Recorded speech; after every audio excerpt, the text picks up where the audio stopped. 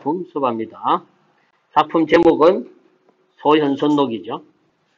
그지? 수능 특강에 나와 있는 가문소설 혹은 가족사 소설, 가문소설이라고 일컬어지죠. 그지? 그래서 가정소설과는 좀 다릅니다. 가정소설은 우리가 사시남전기로 대표되든가 장화 홍련적으로 대표되는, 맞죠? 쟁총형이나 아니면은 무슨 형? 계모형 소설. 그지? 이러한 가족사 소설은 그게 다 엮여져 있습니다. 자, 어쨌건 가문의 권위를 중시하는 그런 작품인데요. 문제 풀기 전에 복이 있는가부터 봐야 됩니다. 했더니 이 소설의 주요한 사건은 음모 모티프다 이거죠. 모티프라는 게 뭐였습니까? 모티브는 동기고요. 모티프라는 것은 화소거든요. 소설의 이야기 줄기가 되는 화소. 그 심청정 같은 경우는 물에 빠지잖아요. 그지? 사람을 희생해서 제공하는 거다 해서 인신공희 모티프. 됐죠? 그래서 어떤 한 소설에는 여러 가지 이러한 모티프들이 결합해가 있는 거죠. 맞죠? 이러한 음모 모티프 또한 예전에 소설은 본래 설화부터 온 거잖아요. 그죠? 설화에 이런 것들이 뭉뚱그려져서 이야기되다가 이렇게 한 작품 속에 여러 개의 모티프가 들어가는 거죠. 이 중에서 지금 이제 음모 모티프에 대한 얘기다 나오고요. 자, 줄거리에서는 크게 도움이 안 되죠. 맞죠?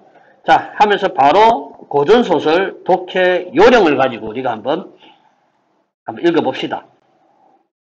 자, 제 읽는 방식 보세요. 상서라는 것은 벼슬 관직 얘기죠. 상서의 셋째 부인 여씨가 주어에 해당하니까 동그라미 칩니다. 둘째 부인 석씨의 행실과 마음씀이 매우 뛰어남을 보고 마음속에 불평하여 생각하되 하니까 아하, 가문소설인데 뭐 하는 소설이다 이거? 쟁총형이죠.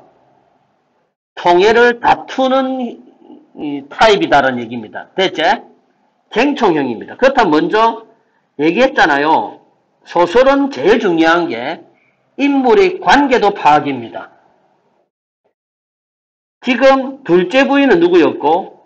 여시고요. 셋째 부인이 셋째 부인이 누구요? 여시고 둘째 부인이 누구다? 석씨죠. 이것도 제가 얘기했을 겁니다. 예전부터 저는 소설 읽을 때 러시아 소설 제일 읽기 싫었고요. 사람 이름들이 이상하죠. 이름들이 헷갈려서 인물의 관계가 파악이 안 되면 소설 줄거리가 파악이 안 되거든요. 소설 읽을 때는 참 일단 줄거리를 파악하기 위해서는 관계부터 파악해야 됩니다.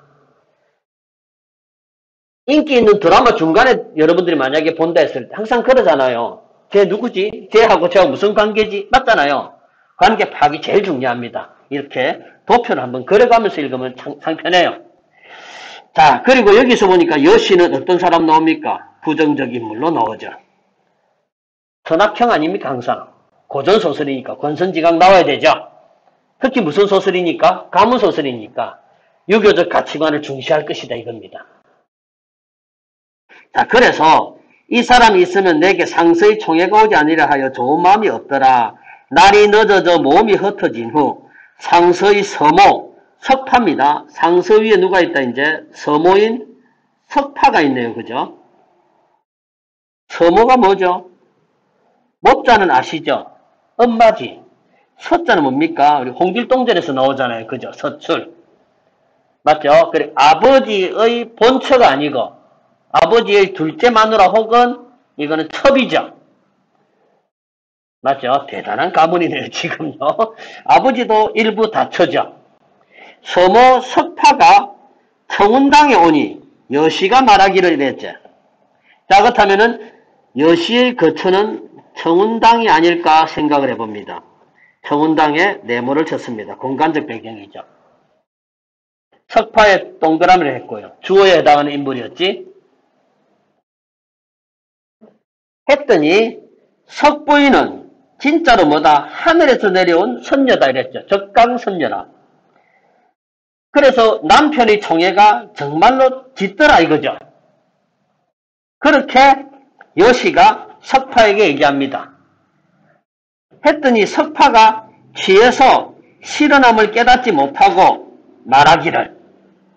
자, 석파가 지금 이제 모임에서 파하고 난 뒤에 얘기한 거죠. 이 모임에서 술이 몇 잔 오고 간 것 같아요. 그죠? 그러고 난 뒤에 석부인은 비단 얼굴뿐만 아니라 덕행을 겸비해서 시모이시 누구? 양부인 나오죠. 자, 이게 상서의 엄마는 양부인입니다. 지금. 상서의 우전으로 지금 두 명이 있죠. 양부인과 석파가 있습니다.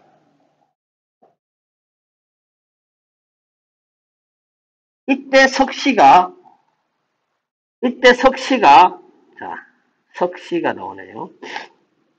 석파를 청했습니다. 이제 석씨는 아까 둘째 부인이었죠. 맞지? 여기서 지금 여시가 시기 질투하는 사람이죠.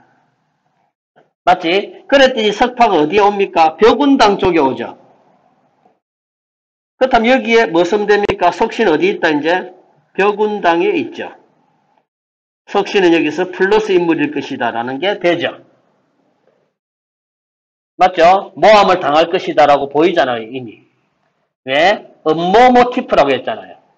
맞지? 음모합니다. 그래서 음모를 실행하는 자는 여시일 것이며 그 음모에 당하는 자는 석씨일 것이다 라고 미리 짐작을 하고 있어야 됩니다.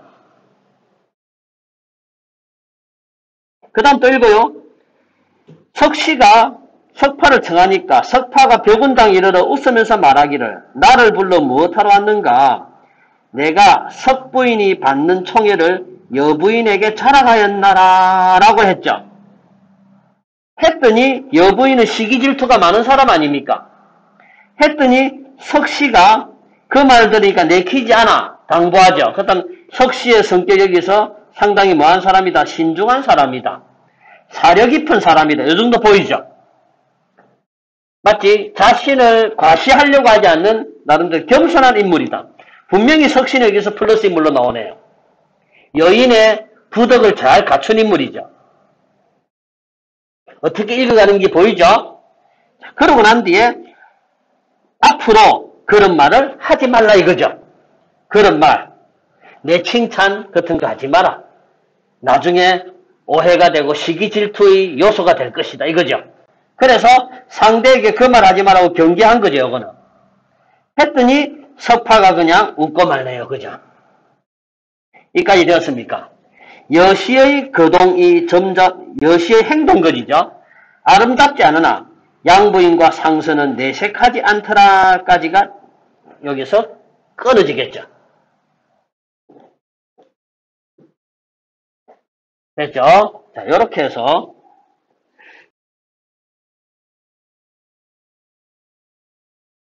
봅니다. 상서가 나오고요. 상서의 첫째, 둘째, 셋째는 누구였는데 둘째 부인은 석씨고요. 셋째가 여시고요. 그죠? 상섭이로 지금 엄마 이름이 양부인이었죠. 그지? 그 다음에 서모로서 누가 있었다? 석파가 있었습니다. 맞죠? 그러니까 누가 선한 인물이고 누가 지금 여기서 여시가 지금 마이너스 인물로 나오죠. 자, 이 사람이 아마 은모의 주모자일 것이다 이거고. 그리고 작품 읽는데 크게 도움은 안 되지만은 얘가 지금 벽운당이라는 곳에 있었고요. 그 다음에 여시가 지금 청운당에 있었네요. 제가 정리하는 방식입니다. 그리고 가면서. 관계도 저는 정리하는 버릇을 여러분들도 한번 드리기 바랍니다. 자, 여기까지 됐습니다. 자, 그래서 내몰라를 하고 있는 거죠. 지금 아직까지. 시어머니하고 남편이제. 맞죠? 자, 하루는 상서가 문한 후에 청운당에 가니 여시의 거처죠. 가니 여시는 없고 노군당이란 곳이 나오네요. 노군당에 이르니 희미한 달빛 아래 여시가 난간에도 화씨의 방을 엿듣고 있죠? 나왔죠? 자, 여기에 누가 나온다, 이제? 화씨죠. 화씨는 노군당에 있네요.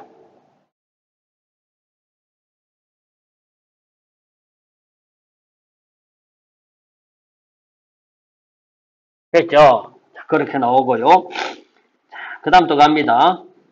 도로였던 이들아. 그래서, 야, 이거 뭐 한 거 봤습니까? 자기 세 번째 여자가 첫 번째 여자의 몰래 행동을 관찰하는 걸 보았죠. 이건 나쁜 짓 아닙니까? 그죠? 그래서 청원당에 와서 시녀라하여금 걔 빨리 불러라 라고 얘기했죠. 했더니 여시가 급히 돌아오겠지. 그래서 상서가 정색을 하고 묻기를 어디 갔다 왔어요? 했더니 거짓말하지. 맞지? 이거는 거짓말입니다. 문안 이후에 소부인의 운치가게 갔더이다. 갑자기 소부인이 누군지는 모르겠습니다. 지금 소부인 갑자기 뜬금없이 누가 나온다? 소부인이 나오네요. 누구지? 일단 이렇게 놓습니다. 상서는 본래 사람을 지극한, 자, 소부인은 어디 있었다? 운치각에 있었죠. 운치각이네요. 자, 아마 당이라는 곳에 있는 사람이 아니고 각에 있죠. 마치 제일 높은 사람은 본래 전이라는 곳이 있어요. 예전에 집 구조에서 무슨 전이라면은 임금님은 무슨 편전에 있잖아요. 전이라면 좀 높은 사람입니다.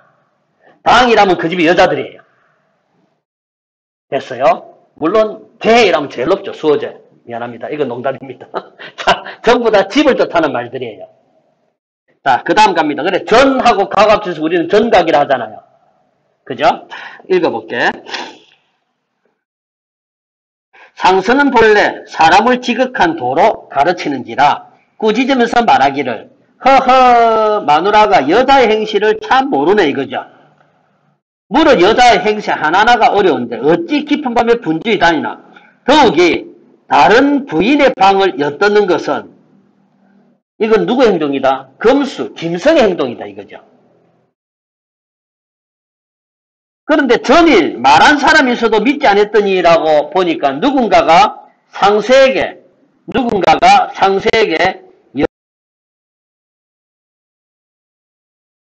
누군가가 계속 알렸지. 맞죠? 그런데 이번에 뭐다? 세 번이나 얘는 지금 목격을 했네요, 이제. 실제. 맞죠? 누군가 알렸는데, 그때는 안 믿었습니다, 그냥. 그런데 본인이 세 번 목격했죠. 그랬더니 이제 확신을 합니다. 사실이구나. 너 정말 나쁜 여자다, 이거지. 너는 짐승의 행동을 하고 있다. 부인은 다시는 이런 행동을 말고, 잘못을 고쳐, 나와 함께 늙어갈 일을 생각해라, 뭐해라, 개과천선해라 라고 얘기하고 있죠. 맞죠? 개과천선해라 라고 얘기했습니다. 하며 기세가 엄숙하니 여시가 크게 부끄러워하더라. 이러면 참 얼마나 좋습니까? 그죠? 크게 장면 하나 끊어질 것 같네요.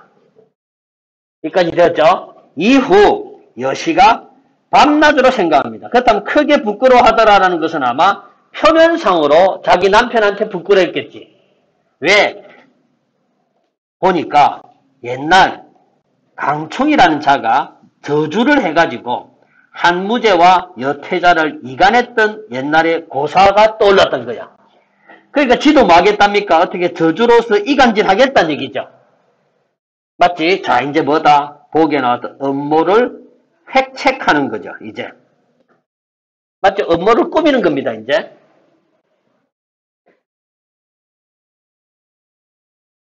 자, 그래서 저주의 말을 꾸며 취성전을 범하니 누가 알겠는가라고 요거는 뭡니까? 작가가 개입해서 목소리를 알리는 거지. 이거는 논평으로 보면 되겠습니다. 맞죠? 자, 요거는 논평으로 확인하면 되겠네요. 자, 갑자기 뭐가 나옵니까? 취성전 나오죠. 취성전에 누가 있습니까? 양부인입니다. 양부인 어디 거차는 사람이다? 취성전이네요. 그러니까 지금 여신은 희성 전에 뭔가를 업무를 했죠. 맞지? 무슨 업무 짓을 했는가? 양부인이 일찍 일어나 앉았으나 석씨가 마침 병이 나서 석씨는 업무 희생자죠. 그죠? 석씨가 병이 나서 문 안에 불참합니까? 그래서 시녀 개성에게 청소를 시켰더니 개성이 침상 아래를 자, 중요한 말 짐짓이란 말이 나오지.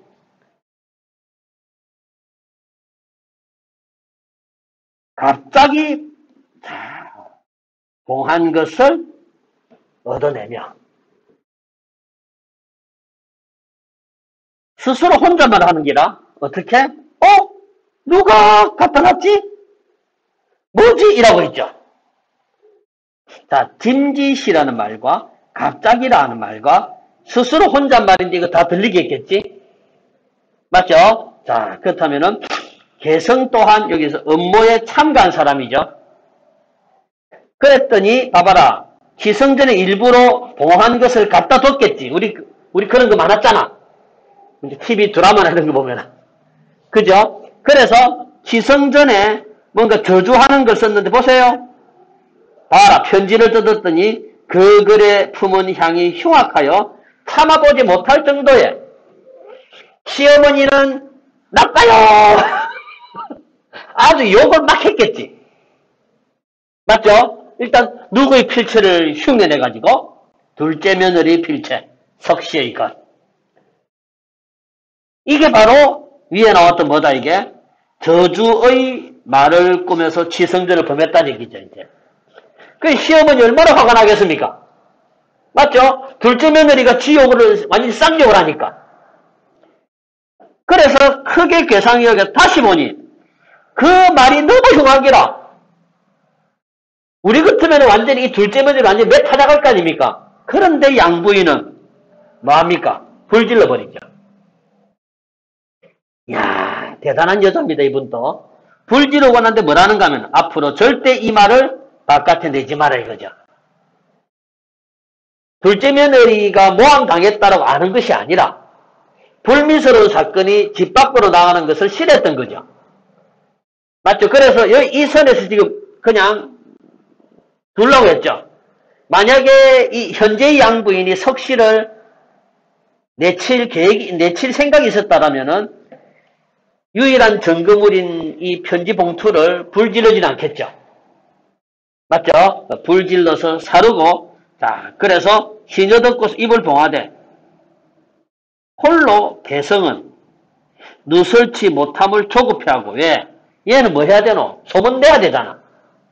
업무의 같은 동반자였거든요. 그죠?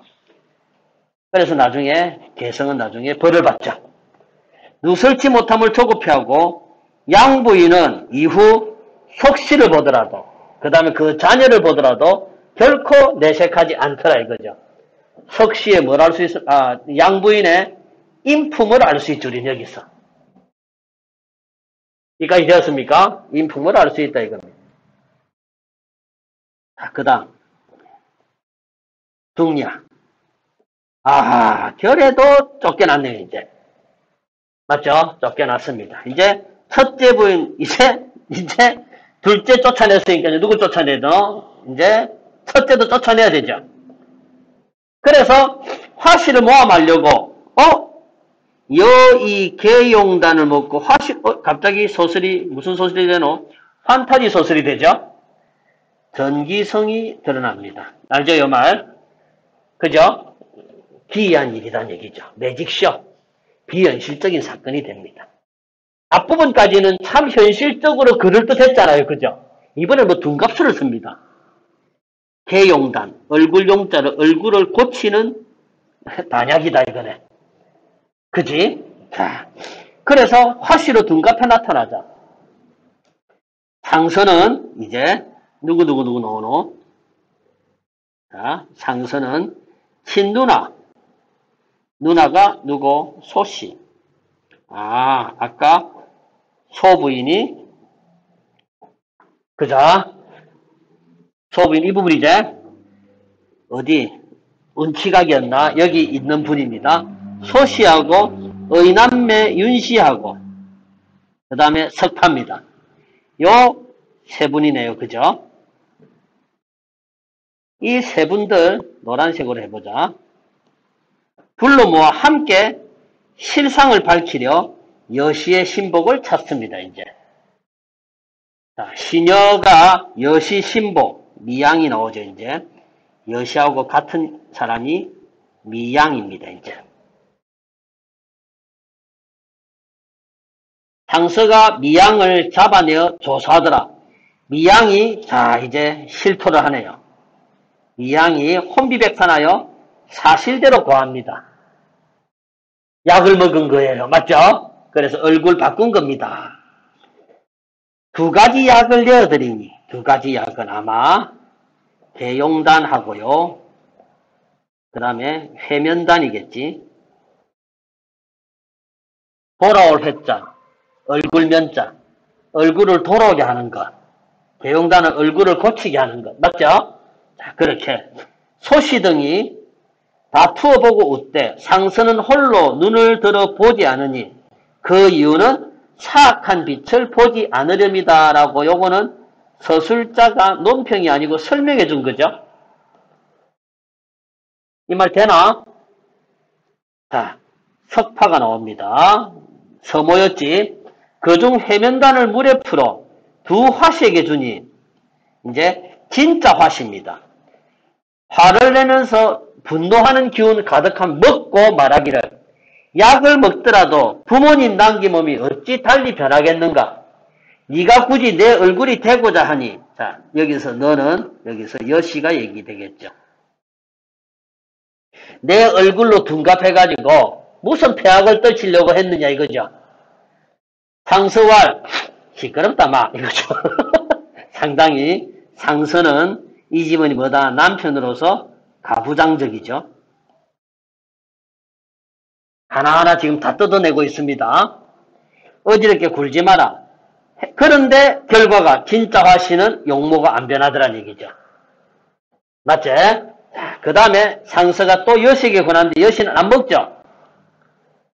했더니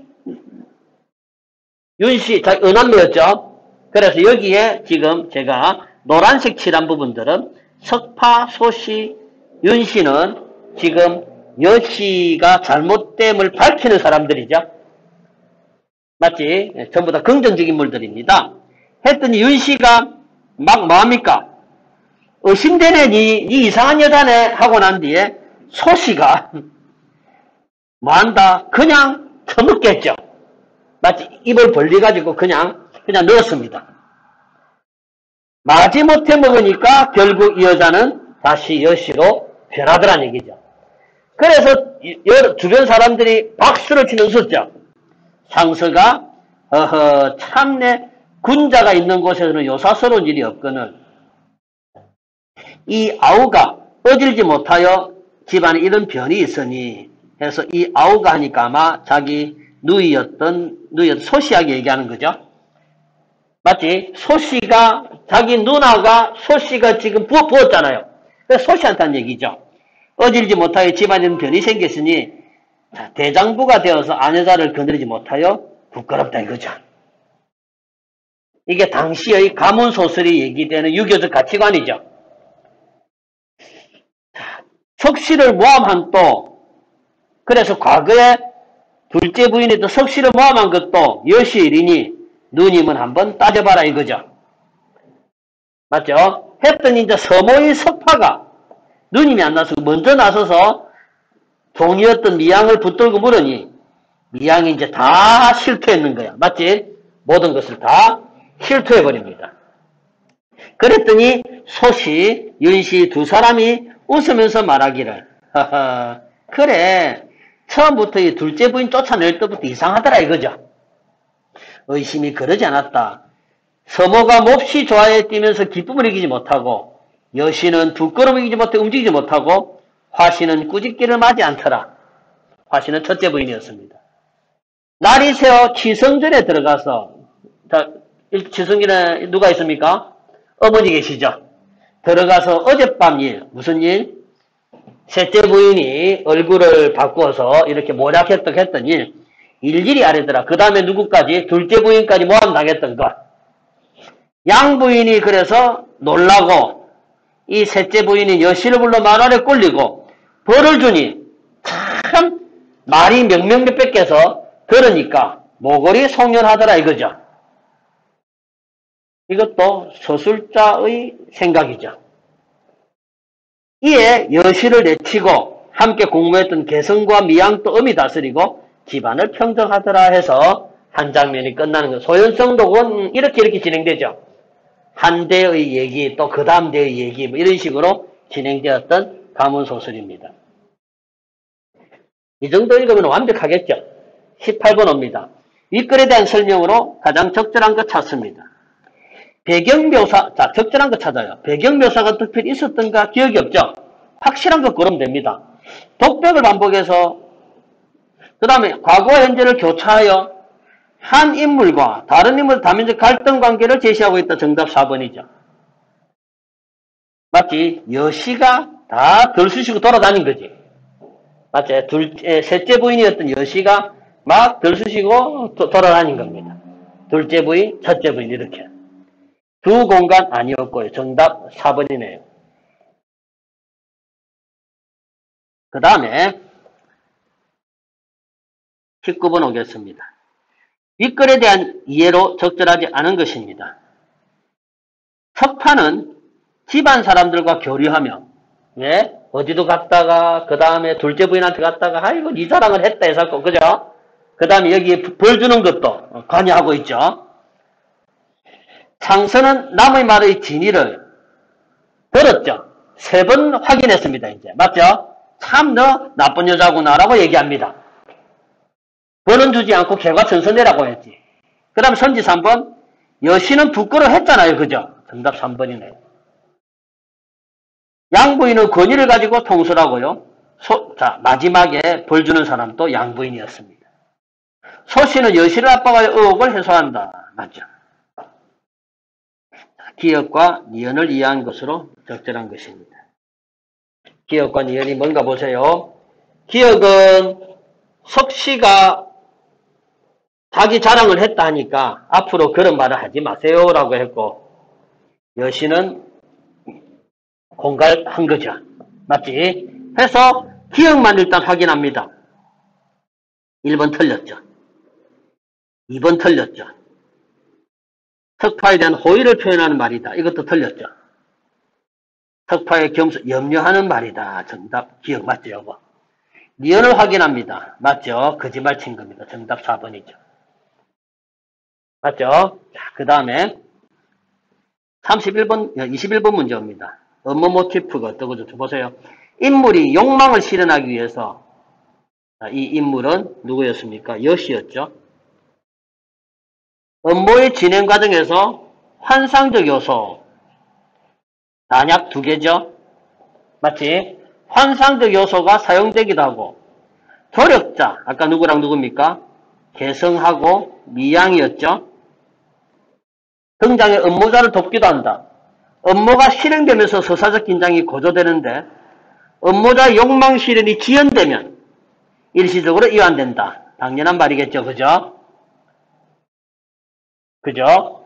이때 업무자가 또 다른 업무를 꾸미나 결국 업무의 실체가 드러나면서 재상에 따라 또 다른 업무 누구를 첫째 부인이었던 화씨를 그죠? 내치려고 했었죠. 현재 1번 여시가 자신을 석씨와 견주고 이거는 제일 앞에 있었던 내용이죠. 맞지? 양부인과 석씨를 이간하려는 데서 요거는 아까 중간쯤에 있었습니다. 중략 이전의 중간쯤 석씨와의 경쟁관계를 의식한 여시 욕망에서 그렇게 했구나 이거죠. 이건 제일 앞에 나왔고요.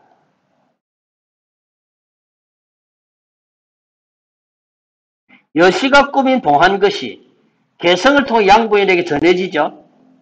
맞지? 그 다음에 상하관계에 있는 업무자와 조력자 맞죠? 개성은 하고 여시는 상입니다. 그죠? 그런 거다. 맞다 이거죠. 그 글이 불살라지고 시녀들이 누스리 금지된 양부인은 업무의 실행이 저지되어 맞죠? 그렇다 이거죠. 해변가를 먹고 여시가 본래 모습으로 돌아온 데서 쌤 하는 거 봐봐라. 이렇게 슬래시를 계속 해놓죠. 하고 템프를 줍니다. 하고 나는데 머리에 한번 새겨봐라 이거죠. 계속. 본래 모습으로 돌아온 데서 아하 환상적 요소는 전부 다 욕망실현을 위한 것이었고 마치 업무 실체를 드러내는 도구였다. 해면단은. 상선은 금수의 행동을 한 여시를 교화하려 했죠. 권선징어 하면서 개과천선해라 했잖아요. 그죠? 그런데 양부인은 어젯밤 일로 여시를 내친 데서 이거는 잘은 모르겠지만 중략에서 일단 있죠. 그 다음에 양부인은 이거는 마지막 부분입니다. 그죠? 맞지? 그래서 요까지는 다 맞는 말이죠. 결국 얘는 개과천선하지 못하고 화시까지 지금 몰아내려 했잖아. 그런데 뒤쪽이 틀렸죠. 맞죠? 정답 5번입니다.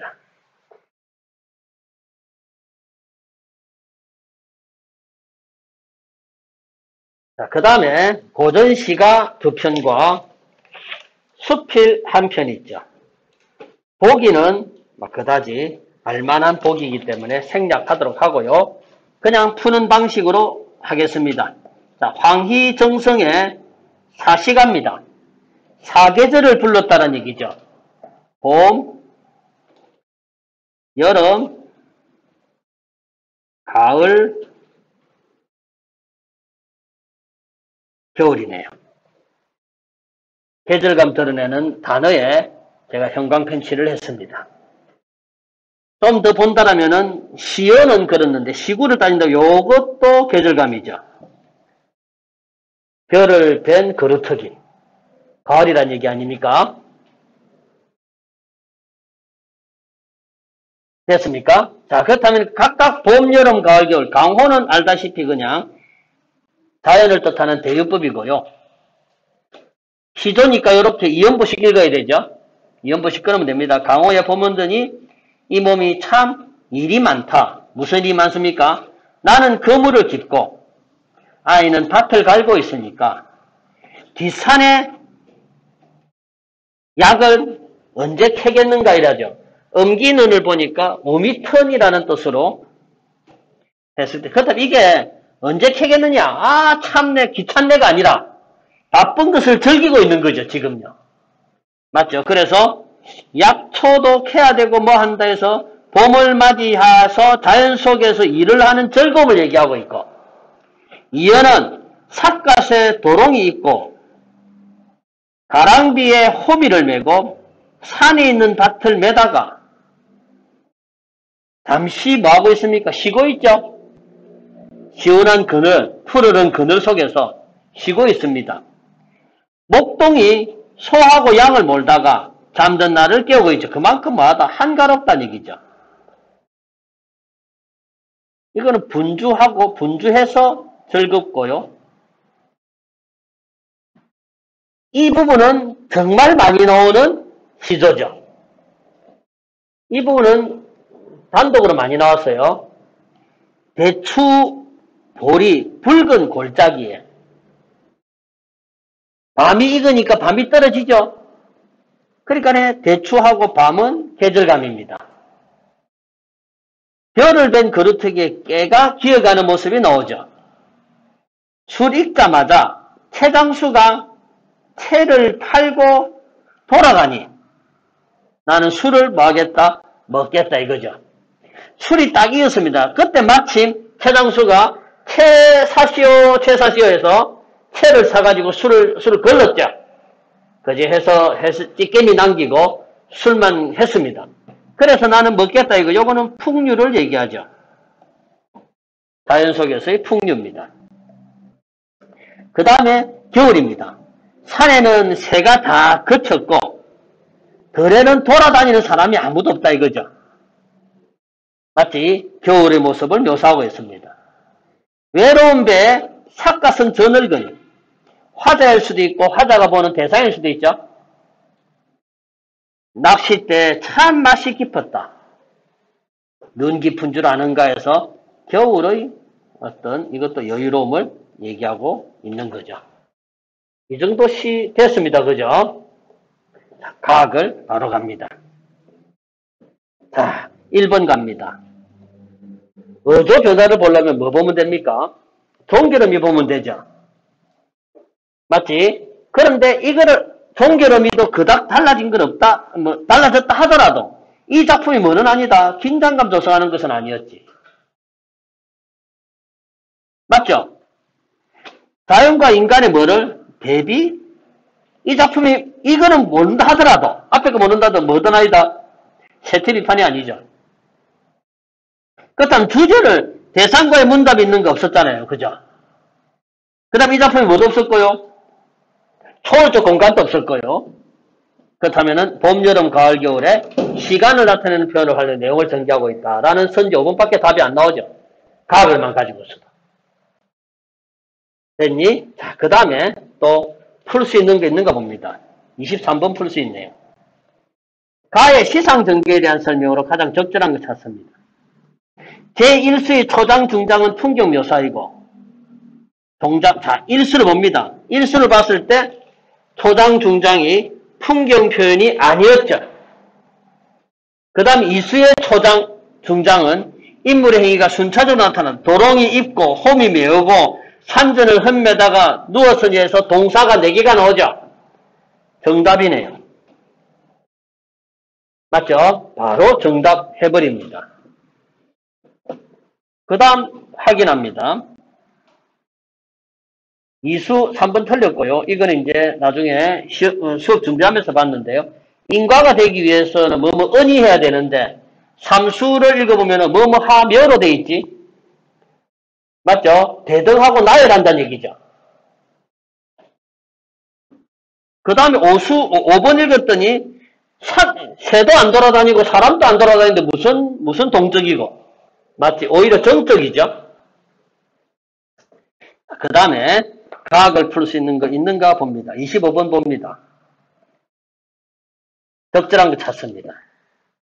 가의 녹음은 평온한 분위기다. 맞죠? 가의 언제 캐겠는가? 미래 시기 그럴 수도 있겠다 이거죠. 그 다음에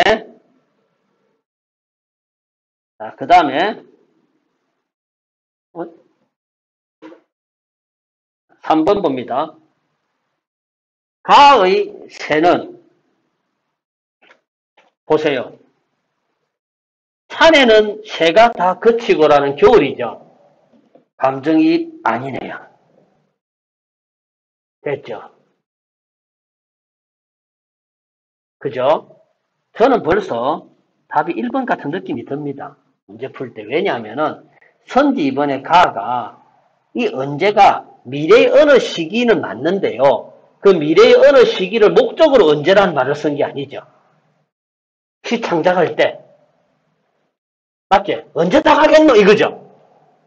맞죠? 미래의 어느 시기에 캔다가 아니고요. 맞죠? 시 창작 의도상. 굳이 따진다면 언제가 미래의 어느 시기를 뜻하는 건 맞으나, 제 말 잘 들으세요. 이 시조를 창작할 때, 박유정석이 이 의도로 언제라는 말을 쓴 것은 아니다는 얘기입니다. 억지로 끼워 맞추면 언제가 미래는 맞다는 얘기죠. 그러나 시 전체의 주제라든가 창작 의도로 비춰볼 때 언제가 미래의 어느 시기를 뜻하는 것은 아니다는 얘기죠. 자, 그 다음에 선지 4번 봅니다.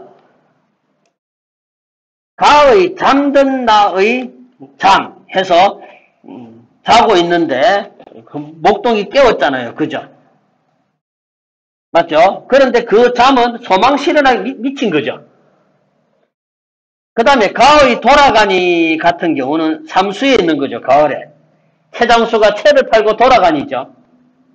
맞지? 그거는 뭐하고 술 마시는 상황에 대한 기대감 그럴 수도 있겠다 이거죠. 맞지? 그래 이것도 기대감으로 보면은 또 이상하죠. 억지로 이 단어를 끼워 맞추면 맞으나 기대감이 아니고 풍류죠. 풍류. 그런 단어들이 더 좋다는 얘기입니다. 자, 어쨌건 1번 아니면 2번 아니면 5번이 답인데 이미 느낌상 1번 아닐까라고 판단하고 가는 겁니다. 머릿속에서. 그 다음에 가학을 또 풀 수 있죠. 27번입니다. 가는 작가가 나이 들어 벼슬에 스물다 전원 생활을 지은 시조다 이거죠. 1번 가의 저 늙은이가 작가라면 전체적으로 이 작품은 나이가 많은 작가가 전원 생활의 흥취를 드러냈다 맞잖아요. 선지 2번 가의 저 늙은이가 작가가 아니라면 낚싯대의 깊음에 몰입하는 나와는 달리 틀렸네요. 이 작품에서 달리란 말도 틀렸겠지만 이 작품에 뭐가 나오면 안 됩니까? 심리적 거리감 이런 말 나오면 안 되죠. 이 작품은 현실에 만족하는 거죠. 공부가 돼 있는 친구들은 이런 것들을 우리 우아미라고 하거든요. 현실에 만족한 미, 우아미, 숭고미, 골개미, 비장미 그런 것 중에서 우아미가 드러난 글이 바로 가글입니다. 자, 그래서 달리 틀렸고 심리적 거리감 이런 말을 쓰면 안 됩니다. 벌써 답은 2번이다라는 판단이 들었어요. 자, 이제 나글입니다. 나글 우리 아는 거잖아요. 그죠? 수능 특강이 있기 때문에 수업하지 않겠습니다. 그냥. 자, 해서 기역, 니은, 디귿, 리을, 미음이 뭔가를 봅니다. 자, 22번 정답 5번 맞죠? 수특 그대로입니다. 이거 지금. 자, 우리는 24번 한번 봅니다. 자, 자도는 자신을 슬퍼한다. 자신을 애도한다라는 뜻인데요. 자, 기역이 뭔가 보세요. 기역. 현문 구중에 갈 길이 아득하다는 얘기죠. 임금의 옷을 지으려고 하는데 맞지? 그리고 이미 음력 섣달이 다 돼가고 맞죠? 아마 겨울옷을 지으려고 하는 모양인데 그죠? 봄 되면 이미 다 늦다는 얘기 아닙니까? 그죠? 그 얘기였습니다. 따라서 임과 만날 가능성이 희박하다는 비관적인 식이 그렇다 이거고. 선지 2번 니은 같은 경우가 음력 섣달은 거의 다 갔다 세우면 늦을 것이다라는 이런 분위기 아닙니까? 그죠? 이런 말투인데 극복이란 단어, 노력이란 단어 틀렸다는 얘기죠. 2번 바로 정답 2번 하고 나머지 선택지는 아예 보지도 않았습니다. 그러고 난 뒤에 혹시 싶었던 25분 보았더니 동방이 자물쇠를 굳게 잠가 동방을 닫았으니 하니까 동방은 화자가 현재 있는 곳이 암울한 곳 맞죠? 1번이고요. 나그래 언제는 아녀자 깊은 정을 이미 언제 살피겠는가 해서 이 언제는 과거의 어느 시기가 아니다 확실하네요. 그죠? 이런 식으로 애매했던 것 5번 같은 경우도 나의 돌아오니 동짓달 자정이 지난밤에 돌아오니 해서 이 돌아오니가 화자의 새로운 상황에 기대하는 것은 아니다 해서 정답 확실히 1번하고 갑니다. 3번, 자, 그 다음에 27번 같은 경우도 나의 아내자가 작가라면 이랬죠. 이 작품 은침고시를 임을 설정하여 임금에 대한 그렇다 이거죠. 다 했습니다. 맞죠? 이제 다학을 수필 한번 읽어보면 되죠. 공순옥이라는 소설가의 수필이죠. 그 시절 우리들의 집이라는 수필입니다. 한번 읽어보겠습니다. 수필이라는 건 일단 알아야 된다. 그 시절 우리들의 집이니까 그 집이 나오네요. 일단 네모쳤습니다. 그 집 아이들에게는 작은 우주였다 해서 일단 은유를 했죠. 비유를 했습니다. 왜 작은 우주인가 이거죠. 그곳에는 많은 비밀이 있었다. 자연 속에는 눈에 보이는 것 말고도 눈에 보이지 않는 무한한 비밀이 감춰져 있었다. 자, 많은 비밀이 바로 요거네요. 그죠? 눈에 보이지 않는 무한한 비밀이 있단다. 그게 바로 자연 속에 감춰진 비밀들이죠. 그 집에 있을 때 그 집 아이들은 이런 비밀들을 많이 깨달아 갔답니다. 맞죠? 그게 이제 이연에서 이렇게 전체 괄호 열고 괄호 닫으면 되겠네요. 비밀을 구체화시켜냈죠. 되고 있죠? 석양의 북새 혹은 낮게 깔리는 굴뚝 연기를 보고 뭐다? 비가 올 것이다. 자, 요 A를 보고 B가 올 것이라고 했고, 그 다음에 지렁이가 밤새 온다라는 것을 했죠.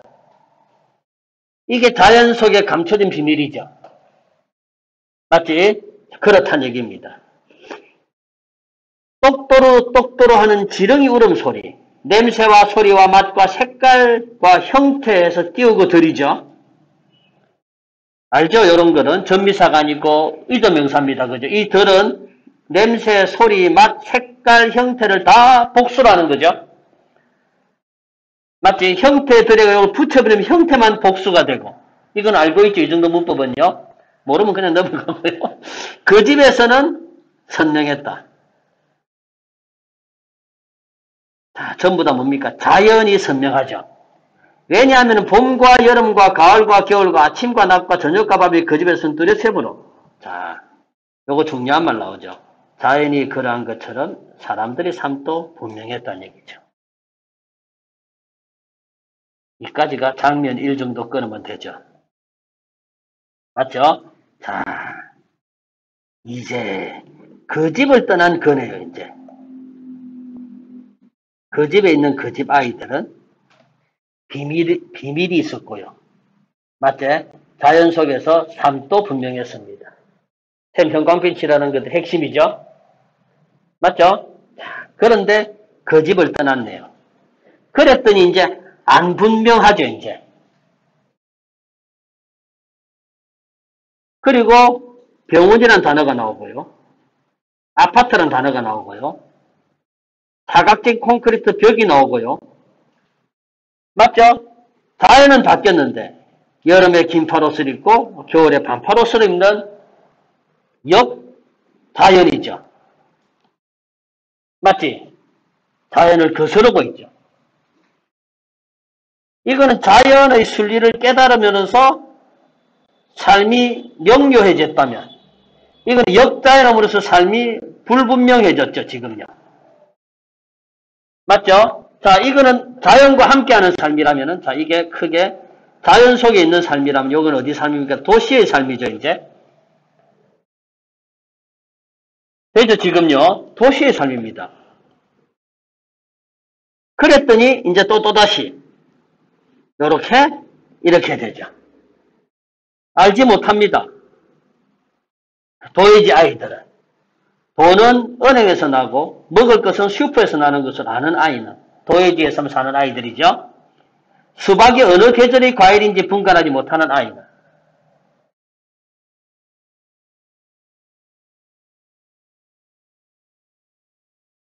수박이 과일이 아니죠. 채소죠.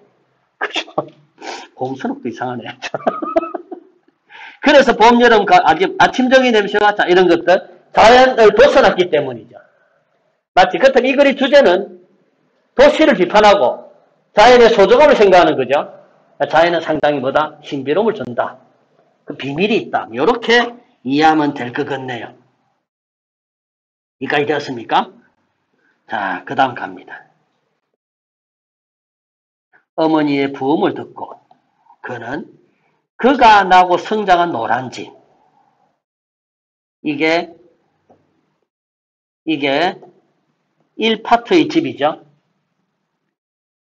맞지? 1파트의 집입니다. 이게 바로 이 작품의 제목이 그 시절 우리들의 집이죠. 어머니는 어디 계셨던 모양이고 시골에 여전히 계셨던 모양이고 자연과 함께 계셨던 모양이고 아이들은 커서 도시로 나왔죠. 8남매를 낳고 기르느라 조그마질대로 조그마해진 어머니는 바로 자신의 아이들을 낳았던 그 자리에 자신의 몸을 부려놓고 있었다. 생명의 뭐하고 탄생과 생명의 죽음이 같은 자리에서 이루어지죠. 이거 되겠습니까? 그 집, 그래서 그 집에 탄생과 뭐가 있다? 죽음이 있다. 재밌네요. 이 부분이 참 앞부분까지는 별거 없던데 노란이라는 이 색깔이 생명의 색깔이기도 하고 죽음의 색깔이기도 하죠. 맞죠? 그 집 안주인의 죽음 이후 그 집은 적막해졌다. 아무도 그 집에 들어와 살지 않을 것이며 맞네요. 시골에 살기는 힘들겠지, 이제. 아파트에 살다가. 누구도 아이를 그 집에서 낳지 않을 것이며, 그러므로 죽음 또한 그 집에서 일어나지 않을 것이다. 그렇게 그 집의 역사는 끝이 났다 이거죠. 누구와? 그 집 안주인의 죽음으로. 우리들의 어머니의 죽음과 함께, 자, 이제 우리들이라고 나옵니다.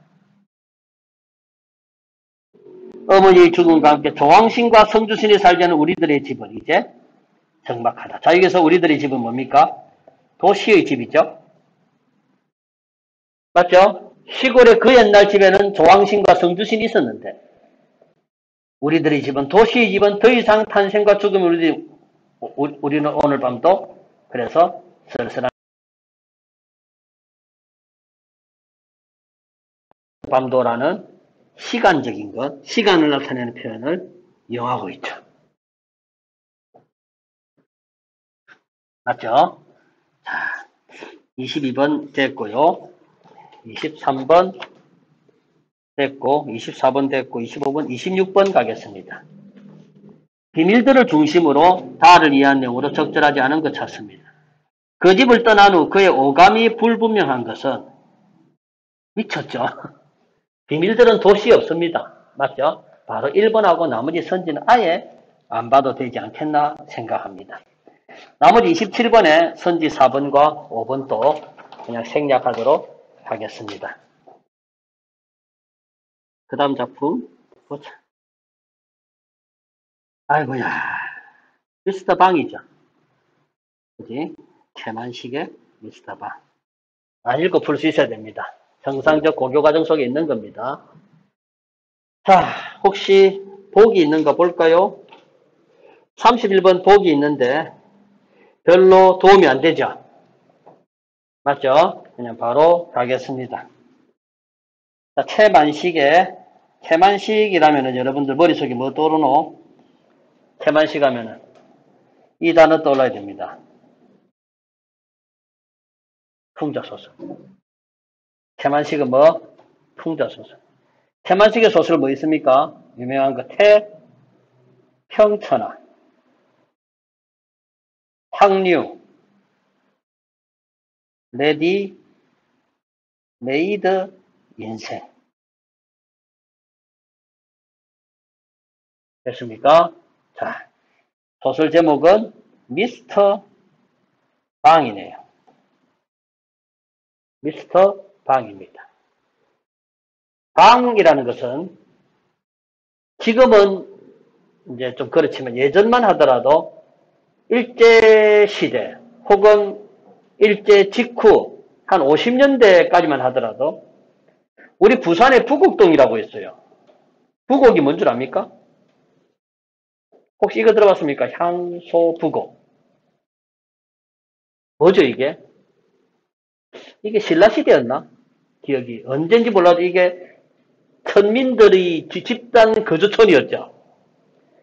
방시란 말도 예전에 그랬어요. 천방, 천시, 방시, 지시, 추시, 마시, 골시, 피시, 천방지추, 마골피. 지금 전혀 없어요, 이제. 이 성시들은 전부 다 상놈 성시거든요. 조선시대 때. 근데 그 앞에 뭘 붙여놨습니까? 미스터라는 아주 신식적인 이름을 붙여놨죠. 벌써 비꼬고 있는 겁니다. 말이. 이 방시라는 사람이 미스터라는 칭호를 받았다는 얘기죠. 이 작품 읽어보면 방시의 직업은 뭐였는가 하면은 신기료 장수였거든요. 구두수선공입니다. 구두수선공인 방시가 해방이 되자 어쭙잖은 영어 실력으로 조금 알고 있는 영어로 미군 소유의 든든한 백을 얻어서 갑자기 미스터라는 사람으로 성격하게 됩니다. 호가호위하게 되는 거죠. 미군 장교의 권세를 등에 업고 자기가 권력을 막 부리는 겁니다. 그게 그런 것을 풍자하고 있는 소설이에요. 자, 읽어보겠습니다. 해방 직후 미군 소유의 통역을 맡아, 자, 방산복은 부정적 인물로 나오죠. 맞죠? 부정적 인물입니다. 고향에서 온 백주사를 집으로 초대합니다. 서주사가 이거 두고 갑디다.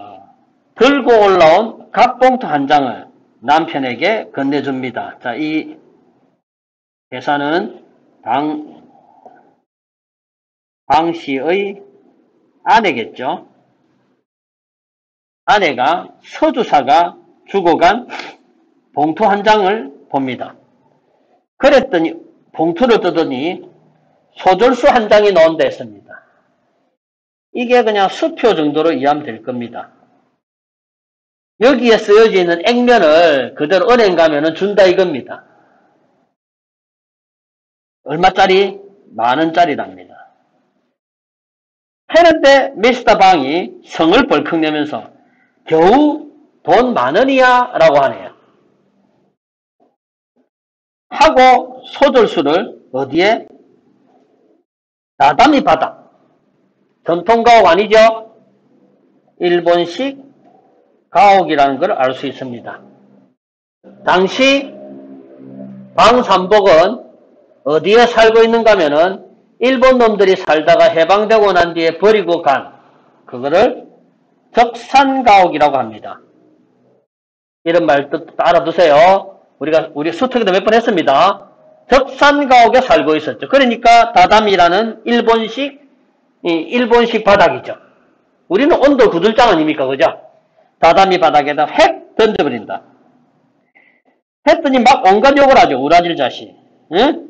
그래, 지는 그걸 10만원에 불아받아가지고 정부로부터 뭔가 땅을 10만원에 받아가지고 뭐를 100만원 정도 챙겨 먹는다 이거죠. 그 얼마에? 90만원의 이문이 남잖아요. 그런데 그 중에서 겨우 내한테는 뭐다? 10,000원 주냐 이거죠. 맞죠? 90분 1밖에 안 된다는 얘기죠. 이러해서 연병할 자식 하면서 내가 헌병한테 미국 헌병이겠죠. 말만 하면은 지는 어느 지경 갈지 모르더라 하면서 자기가 헌병한테 백을 쓰면은 인마는 완전히 뭐 교도소를 보내든 간에 할 수 있다라는 그런 얘기죠. 하고 누구 앞에서 지금 하는 얘기다? 백주사를 초대해놓고 백주사 앞에서 일부러 하는 거죠. 여기 지금 새끼 10,000원이야. 새끼 나를 MP한테 얘기해. 요거를 당장 어떻게 후리 풀까? 그 정도는 나는 무슨 사람이다? 이제 옛날에 구두 닦기가 아니고 이 정도 사람이다라는 것을 보세요. 백주사잖아요. 주사. 예전에 좀 지체 높고 이런 교양 있고 하는 당시 이 마을에서 좀 동사무소 이상의 그런 신분을 우리는 그냥 주사라 했거든요. 그죠? 그런데 얘는 지금 방삼복이잖아. 이름도 얼마나 상스럽습니까? 그러니까 백주사 앞에서 일부러 이렇게 목소리를 높이는 거죠. 했더니 봐라. 술도 뭡니까? 정종이죠. 일본식 술입니다. 사케죠. 사케. 요즘 말은 사케입니다. 아내가 정종으로 가져와요. 에이 새끼. 내 말 한마디 죽을 놈이. 응? 차라리 살놈이 죽고 하는 줄도 모르고서 지가 그만큼 대단한 끝발이라는 얘기입니다. 나는 죽일 놈도 살릴 수 있고 살 놈도 나는 죽일 수 있는 그런 권력을 가진 사람이다 이거죠. 누구한테 NP한테 말만 하면 응? 이 자식 경을 좀 쳐봐. 따끈하게 되어와. 날 또 마니까 선선하고 하니까 따뜻하게 먹자 이거죠. 해서 새로의 안주가 나오고 여기서부터는 이제 몇몇 학생들은 알 겁니다. 그죠? 동아출판사 간행 문학 교과서에 여기서부터는 나옵니다. 새로의 안주가 나오고 그래서 다 부탁드립니다. 제가 얘기했듯이 문학 교과서에 나와 있는 작품들은 기본이라고 했죠. 좀 공부가 돼 있어야 됩니다. 안 읽고 풀 수 있으면 얼마나 좋았겠습니까? 시간 더 줄여지잖아요. 맞죠? 28분 컷 문학 작품. 알겠지 무슨 말인가? 충분히 지금 제가 수업 이렇게 좀 전진해서 그렇지 아는 작품들이 많이 나오잖아요. 그죠? 28분이 아니라 한 25분, 20분 정도라도 끊을 수 있어야 됩니다. 그러면 이제 3등급이 아니고 이제 1등급으로 가는 거죠. 미안하다. 방정밖에 없었어. 정말입니다. 답은 거기 있다는 얘기죠. 맞죠? 그래서 좀 더 시간을 좀 투자해서 국어는 올리기 쉽습니다. 길이 보여요, 이미. 그래서 쉬우니까 문제 풀 때는 yes 유형과 no 유형의 적절한 것과 적절하지 않은 것의 차이 정확하게 아시고 직업대로 얘기했습니다. 적절한 것은 진짜 적절하고 적절하지 않은 것은 진짜 정말 미친 겁니다. 그런 것을 구별 잘하고 제시문 이해도만 좀 빨라지면 문학의 완성도는 높아갈 겁니다. 자, 계속 읽어볼게. 세로의 안쪽하고 따끈한 정적으로 술이 몇 잔 오가고, 자, 백두사가 이제 얘는 뭐 하려고 왔는가 본래 청탁하러 왔거든요. 이제 청탁하러 왔습니다. 자, 일단 왜 청탁하러 왔는가는 이제 뒤쪽 읽어보면은 알게 됩니다. 백두사의 아들 백선봉은, 자, 백두사 집안 설명해 봅시다. 순사죠, 순사. 순사는 언제적 쓰던 용어고 일제시대 때 쓰던 용어인데요. 오늘로 따진다 뭡니까? 순경이죠. 순경의 직위는 어떻게 됩니까? 파출소에서 제일 밑에죠. 맞죠? 그러니까 경찰 중에서도 가장 하급이죠. 시대는 일제강점기고 그 순사 임명장을 받아지면서부터 시작하여 8.15 그 전날까지 7년 동안 세 곳 주재소와 두 곳 경찰서를 싸돌아다니면서 우와 저 엄청나게 나쁜 놈 맞냐 안 맞니? 하급 관리인데도 불구하고 엄청난 재물을 축적했죠. 얼마나 많은 조선 사람들을 잡았겠나. 이게 되겠죠, 그죠? 그래서 남들은 주린 창자를 졸라맬 때 소위 말 일제시대 때입니다. 그의 광에는 쌓였고 서로 대립이죠. 이런 대립을 통해서 백두사의 아들 백선봉이가 정말로 악랄한 친일파였다는 것, 악랄한 부정축제자였다는 것을 알 수 있죠. 하급관리가 이랬습니다. 고기와 생선이 끼니마다 상에 오르지 않는 날이 없었다 이거죠. 순사에서 이제 경찰서에 이 2년 순사로도 이렇게 처먹었는데 직급이 올라가서 더 처먹었을 거 아니가. 여기까지 됐죠. 8.15 그날 밤 군중이 그의 집을 습격했을 때 쏟아져 나온 물건이 쌀 말고도 이렇게 한 줄씩 배열함으로써 나열했죠. 시각적 효과죠. 우와 많다죠. 맞지? 이렇게 한 줄씩 한 줄씩 배열하면 시각적 효과가 참 많다라는 게 나오죠. 야, 입맛 진짜 많이 헤쳐먹네. 참 호사스럽네. 문제도 나오는데 이 시각이 만약에 이때 쏟아져 물건을 본 관객들의 시각이라면, 맞죠? 얼마나 대단하겠다. 우와, 이것들. 맞죠? 그렇게 된다는 얘기입니다. 이렇게 있었더란다죠. 얘기 들은 거네요. 이거는 접어두고 말이죠. 맞지? 이거는 접어두고라도 이렇게 많았다라는 얘기입니다. 그런데 이제 해방이 되었잖아요. 그죠? 그래서 물건 하나 없이 죄다 뺏기고 그렇게 되었던 얘기죠. 됐습니까? 한편 고을에서는 백두사가 자식이 그런 짓을 해서 산 토지를 가지고, 백두사도 만만치 않네요. 그죠? 자식이 그런 짓, 친일을 하고 흉악하게 그 돈 번 걸 가지고 백두사 아버지는 동네에서 토지를 샀습니다. 그걸 가지고 또 동네 사람들한테 굴림했죠. 그 다음에 자기 소작인한테는 와 미쳤습니다. 80%의 세금을 받았네. 악독하네. 이 집안은 끝내줍니다. 그죠? 그래 고리대금을 하고 하였대서 백선봉이 해방이 되자 도망이와 눕는 그날 밤 마찬가지 주민들이 백두사 내 집도 습격했죠. 그러니까 되었죠? 집과 세관 다 부수고 백선봉 저가들이 보낸 통제배급 물자 다 뺏기고 가족들은 매를 맞고 백선봉은 처가로 백두산을 서울로 각각 피신하여 목숨만 우선 보존하였다. 이까지 되었죠. 해방 이후에 사태가 변했습니다. 백두산은 비싼 여관밥을 사먹으면서도 울적이 거리를 오락가락 어떻게 하면 분풀이를 할까? 어떻게 하면 빼앗긴던가? 봐라. 잘못했죠. 잘못은 절대 뭐하지 않고 뉘우치지 않고 어떻게 하면 재산을 도로 찾을까만 생각하고 있는 나쁜 사람이란 얘기죠. 윤리가 타락되어 있습니다. 항상 최만식 소설에서는 대부분 등장인물들이 부패합니다. 뭔가 긍정적 인물이라보다도 전부 다 시대 속에서 시류에 영합하는 그런 인물들을 많이 등장시킵니다. 그러자 오늘 우연히 미스터 방을 만났습니다. 어떻게 만났는가 보세요. 서울의 종로를 정처 없이 돌아다니는데 자동차가 부의 상징이죠. 턱 멈추더만 서양 사람과 같이 탔던 신사 양반 하나가 내려서더니 백두산 아니신가요? 가만히 보니까 예전에 누구였는데 길바닥에서 신기루 장수를 하다던 코빗들이 삼복이가 신사 양반에 대해서 나타났지. 왜 맞아듬습니까? 놀랬지 이거는.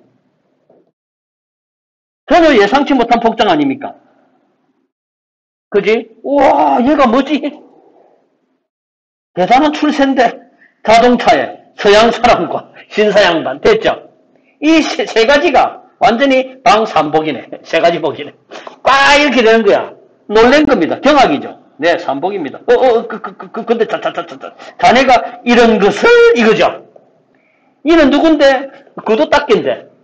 이는 구두 수송물 불간. 하하, 이제 내가 먹고 살 때가 됐습니다. 형편이 비입니다, 이거네. 그러고는 자기 집으로 가자라고 별렀지. 자, 백두사 머릿속에서는 뭐 있노? 이것밖에 없지? 어떻게 하면 빼앗긴 걸 도로 찾을까? 그래서 마침 누구를 봤습니까? 권력 있는 인마를 보았지. 집으로 가자 하면서 잡아 끄는 대로 끌려왔지, 처음에는. 이때는 뭔가 목적이 있었던 거 아닙니다. 얼떨떨하게 왔지. 그래, 방산복을 보자마자, 저만한테 빌붙여야 되겠다가 아니라, 처음에는 그냥, 당황했어요. 그죠? 처음엔 당황한 겁니다. 그러다가 그냥 끌려왔죠. 그런데 집에 왔습니다. 이제, 옷가짐이며, 집하고, 식모까지 두고, 바느질 아줌마까지 두고, 우와, 대단하네요. 그죠? 이거 보면서 점점 본인은 주눅이 들겠지, 이제.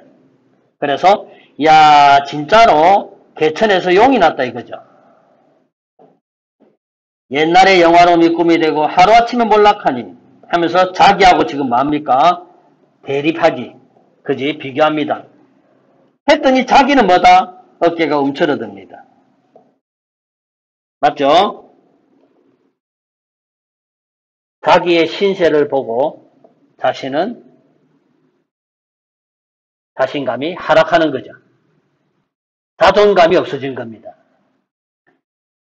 그런데가 이 녀석이 언제적 저라고 저한테 모함스럽게 굴어 심히 불쾌하였고 이제 거의 뭐다 말까기 시작하거든요. 앞에 뭐라는가 하면 어이구 흰머리가 좀 나셨군 이렇게 나셨습니다가 아니고 아이고 조백이시네 뭐 이 부분이 앞부분 나옵니다. 그걸 가지고 저게 내보다 나이도 어린 새끼가 하면서 와 내가 사돈의 팔촌이 누구누구고 뭘 지냈고 옛날에 많은데 뭐까지 했는데 저게 이 새끼 내한테 불쾌하지만은 하하 예라고 있어요 지금. 자 그러나 참았죠. 왜? 바로 요 희망 때문이죠. 맞죠? 마지막 요거죠. 아까 있었던 위에 있었던 동그라미 A 때문이죠. 여기까지 되었습니까? 다 읽었습니다. 자, 그 다음에 28번 문제 가겠습니다. 적절한 것입니다. 자신이 꾸미고 있는 일에 관심이 없는 상대에게 자기 업무를 떠넘기는 방산복에 대한 얘기입니다. 질문에 대꾸하지 않음으로써 틀렸죠. 반복하도록 틀렸고 눈앞에 없는 사람을 비난하고 아까 아까 무슨 주사였지? 아까 서두사네요. 그죠? 서두사를 비난하고 위협하지. 하면서 함께 있는 백두사에게 자신의 위세를 드러내려고 한다. 정답 3번이죠. 차에서 내려 상대에게 먼저 알은 체 하죠. 동성자에게가 아니죠. 동성자는 서양 사람이었습니다. 상대가 이런 엉뚱한 얘기고. 29번 가겠습니다. 기억이 뭐고 니은이 뭔가 보세요. 내가 NP한테 말만 하면은 지는 절단날 건데 이거죠. 기억은 뭐 하는 모습이다? 호가 호위하는 모습이죠. 맞지? 니은은 이제 백두사의 아들 백선봉이가 자기의 권력을 이용해가지고 부정축제하는 모습이죠. 맞지? 자, 선지 1번. 바로 나오네요. 답 1번. 아, 적절한 거 찾는 거 맞네요. 답 1번 바로 나옵니다. 이번에 뭐 역전 이런 것들 다 틀리면 되죠.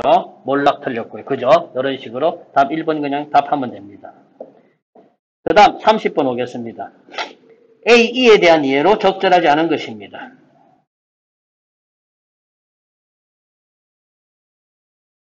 그냥 3번 그쳐. 3번 C 보세요. 어디가 이상합니까? 자부심 아니죠? 했더니 C가 뭔가 보았더니 답 3번 맞네요. 넘어갑니다. 33번 문제입니다. 적절하지 않은 것이네요. 자, 서술자가 이제 서술자의 시선도 있고 여러 인물의 시선이 있는데 세부 항목을 하나씩 나열하여 하는 건 아까 재산 목록 얘기죠. 자, 그래서 읽었다 이겁니다. 1번 A 부분을 보면서 확인합니다. A 부분 백선복의 풍요로운 생활을 남들의 굶주려 비교하여 서술한 거 맞잖아요. 그죠? 나쁜 놈이라는 생각이 드네요.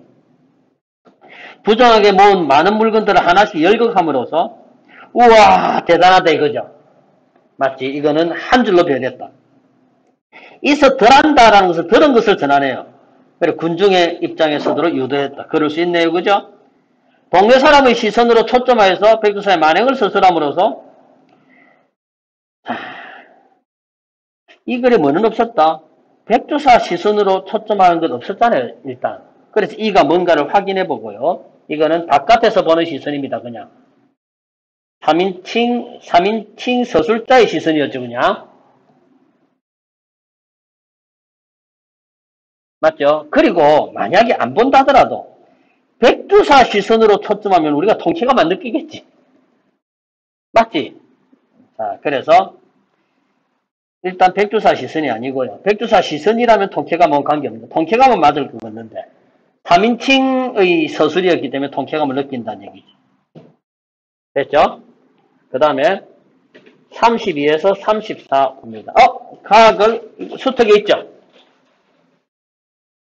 수업 안 합니다. 그냥 바로 32번 봅니다. 가, 나에 대한 설명으로 가장 적절한 것 찾네요. 자, 가만 봅니다. 과거 회상한 적 없죠. 현실을 관망하지 않고요. 1번은 그래서 X입니다. 가가 음성상징을 사용한 부분은 없고 도시의 그 회색의 눈동자에 하지 말고 시골의 순박한 곳으로 가자 이거였잖아요. 그죠? 이 작품은 주요 특징이 뭐입니까? 대조였고요. 맞지? 그 다음 청유를 통해서 강한 의존을 나타냈던 게 이 작품 특징이라는 거 되지? 맞지? 상상세계의 경이로움 이런 말도 안 맞을 거 아닙니까? 그 다음 4번 동일한 식구와 반복 변주를 통해 이건 맞죠? 똑같은 거 계속 했습니다. 그죠? 가자, 뭐 보자, 뭐 이렇게 위로하는 의도 아니었지. 2번, 4번이 답인 거였는데 맞죠? 2번 아니면 뭐다? 4번이죠. 지금 현재 아직 나학을 안 봤기 때문이죠. 4번도 답일 확률이 높아요. 근데 실제 답은 4번 아닙니다. 쌤 문제 푸는 테크닉 잘 봐야 된다. 가만 보았을 때는 4번이 답이야. 4번이 가장 중요한 가의 특징 맞지? 그죠? 자, 그 다음에 가로 풀 수 있는 거 보세요. 기억, 있죠? 정자나무 마을이죠. 정자나무 마을입니다. 고향이 있는 거죠? 1번 틀렸죠? 자기 반성 나오면 안 되지? 본성을 찾아가라고 맞는데 낯선 공간 틀렸지? 노동과 놀이가 공존하던 공간, 맞죠? 예전에 어린 시절. 화자가 거기 있었는지는 모르죠? 답 뭐인 것 같아 벌써? 4번인 것 같네요. 그 다음에 34번 옵니다. 차라리 그 미개지로 가자라는 것은 순수를 지켜나가자. 맞지? 이게 틀렸죠. 확장이 틀렸죠.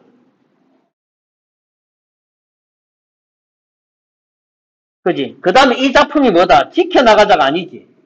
뭐 하자는 얘기입니까? 회복하자죠. 맞죠? 지켜나가자가 아니고 회복하자주의였습니다. 기생충의 생리는 자족적인 만한 문명의 병폐다. 맞고요. 발돋움의 흉내를 낸다는 것은 물질 문명에 물들어가는 상황. 그렇네요. 떼지어 춤추는 모습은 건강한 생명력이다 해서 과학을 관련 문제는 다 풀어봤습니다. 기형도의 전문가라는 시입니다. 이런 게 바로 뭡니까? 간접 반영이죠. 기형도 작가의, 맞지? 다른 시입니다. 했을 때 환영을 통해서 대중 이성을 마비시키고 대중을 획일적으로 길들이는 권력의 기만적 통치에 대한 비판의식이랍니다.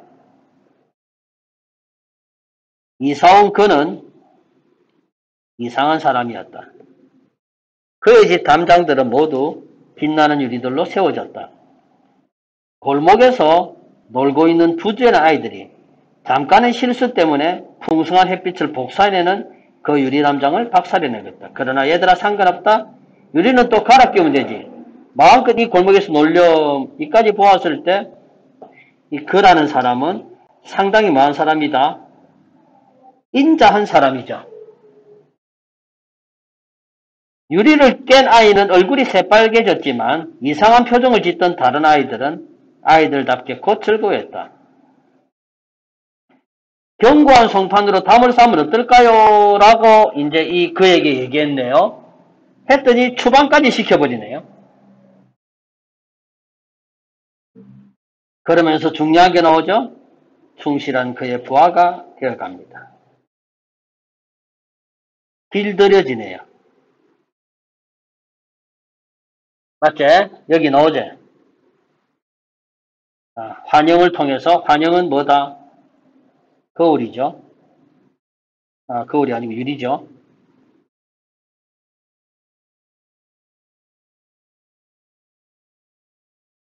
맞지? 그러고 난 뒤에 대중을 획일적으로 길들입니다. 충실한 그의 부하가 되었죠.